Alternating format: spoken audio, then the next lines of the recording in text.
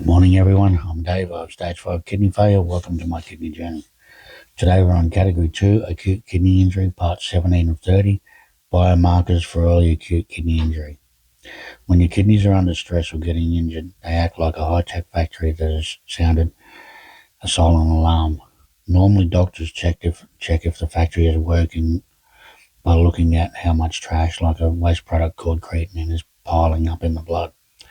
The problem is that the trash piles up after the factory has already broken down. To catch the problem early, scientists look at warning flares, specific proteins that the kidney releases the second they feel any pain. Here are primary early warning signals for acute kidney injury. First early warning signal, the distress signal, NGAL. Think of this protein like a smoke detector. Usually there is very little of it in your system. However, the moment the kidney cells are starved of oxygen or touched by a toxin, they pump out massive amounts of NGAL. Why is it better? It shows up in your urine or blood within 2 hours of injury, whereas the old trash markers can take 2 to 3 days to show a problem. The second early warning signal, the cellular speed bump, IGF-BP7 and TIMP2. When kidney cells are injured, they realize they shouldn't try to work or divide right now because they need to heal. They essentially press the pause button on their life cycle. How it works, these two markers are the chemical equivalent of that pause button. If a doctor finds high levels of these in your urine, it means your kidney cells are actively trying to protect themselves from further damage.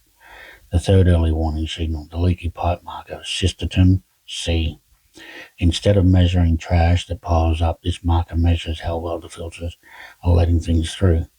The benefit, unlike other markers, this one isn't affected by how much muscle you have or what you ate for dinner. It provides a much clearer real-time view of whether the kidney pipes are starting to clog or slow down.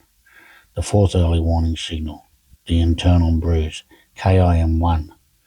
This protein is specifically born on the surface of the kidney's filtering tubes only when they are damaged. You can think of this like a chemical scab or bruise. If this shows up in the urine, it's a very specific sign that the actual tubes of the kidneys are the part that's hurting. Here is a summary breakdown of the old ways versus the new ways. The old markers, creatinine. Timing, late, 24 to 72 hours after injury. Sensitivity, low, needs a lot of damage to show. Function, shows the factory has stopped. New biomarkers, NGAL, KIM1, IGF-BP7, TIMP2, and cystatin C. Timing, early, 1 to 6 hours after injury. Sensitivity, high, catches small stress signals. Function, shows the factory is hurting. By catching these flares early, doctors can stop the cause of the injury, like a certain medication or dehydration, before the damage becomes permanent. Okay, everyone, thank you very much.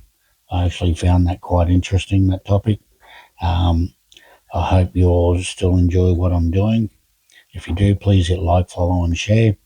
Helps get the message out there.